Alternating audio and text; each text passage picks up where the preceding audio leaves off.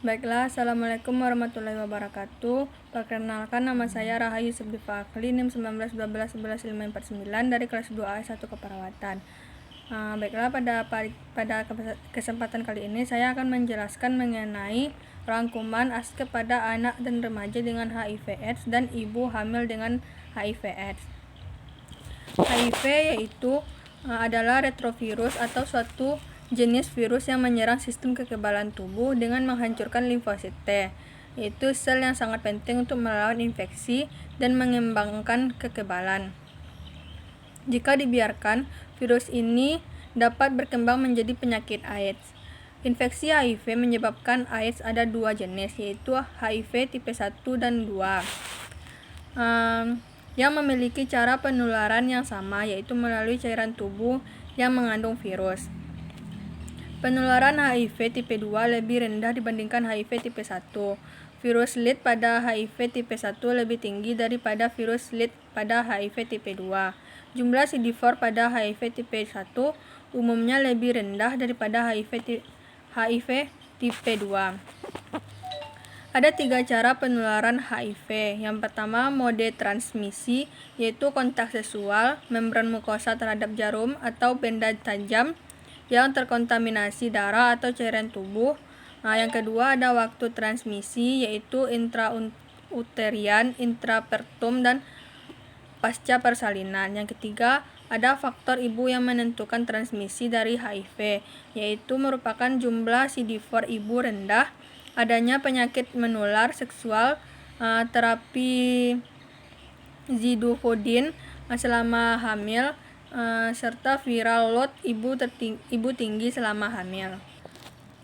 Patofisiologi HIV yaitu yang pertama, satu-satunya tujuan HIV adalah untuk mereplikasi atau membuat salinan dari dirinya sendiri. Meskipun HIV memiliki limfosit T4 sebagai sel pilihan HIV, juga menyerang banyak sel lain. Invasi sel T4 penting karena limfosit T4 mempertahankan tubuh melawan patogen menyerang. HIV membuat sel T4 tidak berfungsi atau menciptakan lubang di membran sel T4 yang mengakibatkan perbedaan tekanan osmotik antara bagian luar dan bagian dalam sel yang menyebabkan sel menghancurkan diri mereka sendiri. Dengan demikian, sel T4 berkurang jumlahnya tidak dapat memberi sinyal pada sel B untuk membentuk antibodi perlindungan untuk melawan virus yang menyerang. Selanjutnya, adapun proses yang terjadi sejak terinfeksi virus HIV sampai masuk ke AIDS, kondisi AIDS, yaitu ada 4. Yang pertama, stadium pertama, yaitu periode jendela. Lamanya periode ini yaitu 1-6 tahun.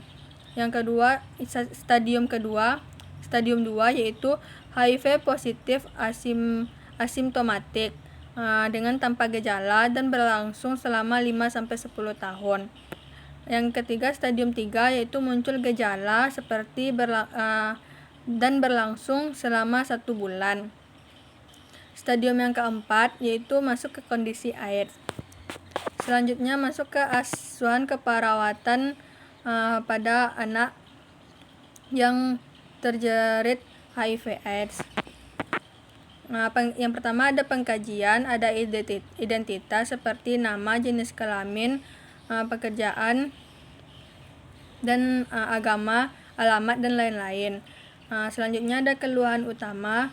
Keluhan utama pada kasus seperti ini yaitu seperti sesak nafas, demam yang berkepanjangan yaitu lebih dari 3 bulan, diare kronis lebih dari 1 bulan berulang maupun terus-menerus, penurunan berat badan lebih dari 10%, batuk kronis lebih dari 1 bulan, infeksi pada mulut dan tenggorokan, serta pembengkakan kelenjar getah bening di seluruh tubuh.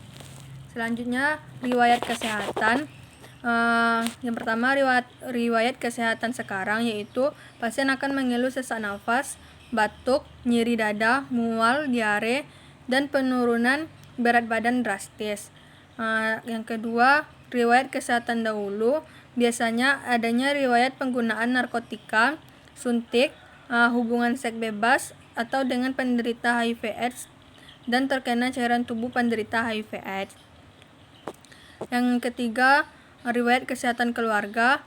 Biasanya adanya anggota keluarga yang menderita penyakit HIV atau AIDS, yaitu keluarga yang bekerja dan keluarga yang bekerja di tempat hiburan malam dan sebagai PSK.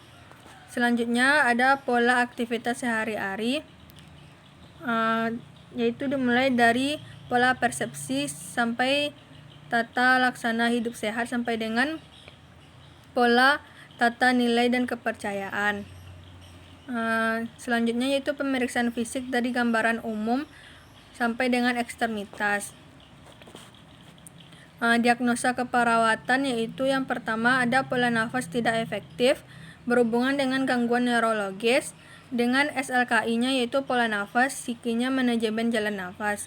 Yang kedua diare berhubungan dengan proses penyakit, standar luaran keperawatan Indonesia-nya yaitu eliminasi fekal dan intervensinya manajemen diare. Yang ketiga yaitu hipovolemia berhubungan dengan perubahan fungsi tubuh, SLKI-nya yaitu status cairan dan intervensinya yaitu pemantauan cairan. Selanjutnya yaitu asuhan keperawatan ibu hamil dengan HIV/AIDS.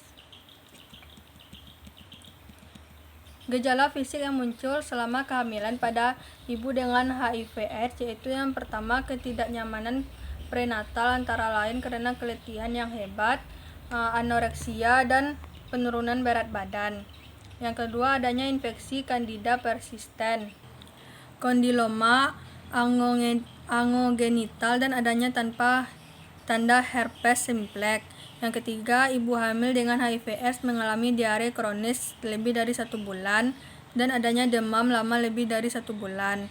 Perubahan psikologis pada ibu hamil dapat terjadi pada tiap trimester kehamilannya karena adanya perubahan pada fisik maupun kekhawatiran terhadap janin yang dikandungannya. Selanjutnya ada pada ibu hamil dengan HIV/AIDS mempunyai berbagai macam komplikasi yang mungkin terjadi. Di antaranya yaitu ruptur saat persalinan, bayi lahir cacat, berat bayi lahir rendah, bayi lahir prematur dan janin tertular HIV. Masalah psikologisnya seperti adanya ambivalensi, perasaan ragu-ragu akan kehamilannya, depresi, kekhawatiran yang berlebihan terhadap janin, bahkan dapat juga terjadi postpartum blues. Adapun upaya pencegahan penularan HIV pada ibu hamil yaitu berdasarkan Prevention Mother to Child Transmission of HIV atau PMTCT, ada 4. Yang pertama yaitu mencegah infeksi baru pada usia reproduktif. Yang kedua, mencegah kehamilan yang tidak diinginkan pada wanita dengan positif HIV. Yang ketiga, mencegah penularan dari ibu ke bayi. Dan yang keempat, penanganan dukungan adekuat untuk ibu dengan HIV positif dan keluarganya. Selanjutnya, penata laksanaan antenatal, yaitu yang pertama ada asuhan antenatal seperti pemeriksaan tinggi badan, berat badan, obstetrik yaitu tinggi fundus uteri, letak janin dan denyut jantung janin, imunisasi TT dan lab seperti pemeriksaan HB, gula darah, HIV, HBsAg. Selanjutnya pelihara kesehatan secara umum yaitu pola hidup sehat, diet seimbang, olahraga, jauhi faktor risiko, pemeriksaan kesehatan rutin. Selanjutnya kurangi jumlah virus dengan minum ARV secara teratur sedini mungkin dan deteksi dini dan atasi faktor penyulit seperti infeksi menular seksual, malaria, tuberkulosis, ketergantungan narkoba. Penata laksanaan antenatal yang pertama ada hindari penularan ke pasangan, yaitu perilaku seksual, kesehatan kondom, periksa status serologis pasangan. Kedua, konseling edukasi persiapan persalinan, pilih metode persalinan keuntungan dari risiko masing-masing tempat persalinan atau pelayanan PMTCT. Selanjutnya penata laksanaan persalinan yaitu prinsip kewaspadaan universal. Diagnosis pada bayi dan anak ada 3 yaitu bayi tertular HIV secara klinis tampak normal. Yang kedua penandaan tersering adalah pneumonia. Gejala umumnya yaitu kelainan tumbuh kembang, kandidiasis oral, diare kronis, dan hepatosplenomegali. Selanjutnya masuk ke aspek ibu hamil dengan HIV. Yang pertama ada pengkajian meliputi identitas ibu dan suami, riwayat kesehatan. Biasanya klien mengatakan diare berhari-hari disertai lemas, pusing, mual, muntah, dan mengeluh nyeri pada bagian perut. Wajah klien tampak pucat dan kurus. Tanda-tanda vital abnormal. Riwayat penyakit dahulu yaitu biasanya klien mengatakan dulu pernah sakit diare dan demam. Riwayat penyakit keluarga, suami atau keluarga biasanya menderita HIV/AIDS. Kebutuhan fisik, psikologis, sosial, dan spiritual. Yang pertama ada aktivitas klien mengeluh nyeri pada bagian perut saat beraktivitas. Yang kedua seksualitasnya yaitu penggunaan kontrasepsi. Psikologisnya klien takut bayinya tertular HIV/AIDS, klien tampak menangis. Sosial yaitu klien merasa keluarga mulai menjauhinya. Selanjutnya pemeriksaan fisik. Dari muka tidak ada udem, biasanya normal, matanya simetris, konjungtiva agak pucat, sklera ikterik. Mulut terdapat stomatis, kebersihan kurang. Abdomen, pembesaran perut terlihat tidak sesuai umur kehamilan, nyeri pada perut. Palpasinya leopard 1-4. Pemeriksaan laboratorium biasanya CD4-nya sama dengan 230. Selanjutnya intervensi dan implementasi keperawatan, yaitu ada manajemen jalan nafas, manajemen cairan, manajemen hipertermia, dan manajemen nutrisi.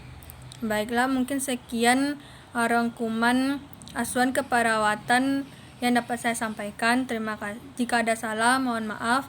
Assalamualaikum warahmatullahi wabarakatuh.